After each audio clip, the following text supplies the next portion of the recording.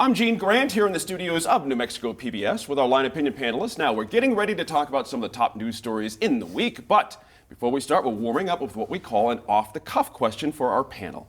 As April 1st approaches, devious minds gravitate from, the old days, whoopee cushions and plastic dog poo, to more outrageous pranks, but according to Snopes, listen to this.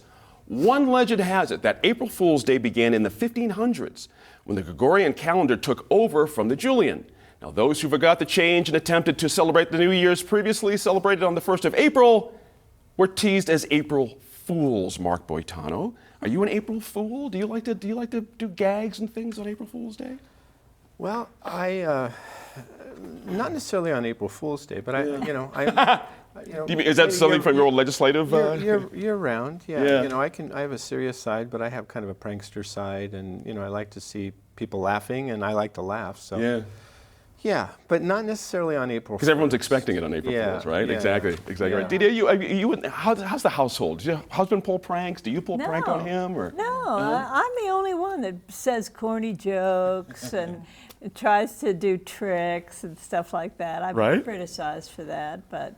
Who would ever criticize for playing tricks? Oh, well. All these ogres, I'm telling you. Only those who are surprised. That's right. Laura, I got a funny feeling you're a prankster. I don't know. You have a lot of opportunities in your household for pranks. Yeah, well, my husband is much more a prankster than I am. He's a prankster, He definitely gets me good, but I try to pay him back. Not always on April Fools. I feel like it's expected. Yeah. So there's something. Yeah. When my kids were young, it was so cute to watch them tee-heeing in the background and, setting up their little gags, and when they're like 4, 5, 6, 7 years old, and you act all surprised. So it seems like it's fun for kids, but when you get older, sometimes, Well, I would say so. So I am not a prankster, and I have been humbled because my partner in the audio and video business was a big prankster. One of the kinds where they would go in and put Volkswagen bugs inside of somebody's teeny tiny office. Right. And I thought, that's a pretty good prank. I can't compete with this. Right. But I enjoy it. Right, exactly. I don't want to be the recipient of it. I don't. That's right.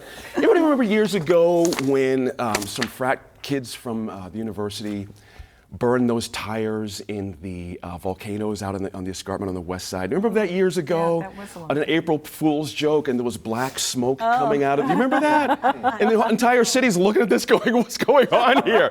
I still say that was the greatest Albuquerque April Fool's joke ever. It was amazing. I love that. Well, I wonder what those kids are doing today. They're probably in government. Who knows? Yeah. Well, it used to be a much bigger thing in That's Albuquerque than it is now. I remember entire radio shows, more AM radio shows that would be premised on some fool thing, Right.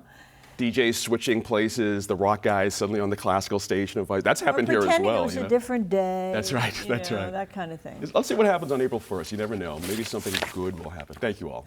Good stuff.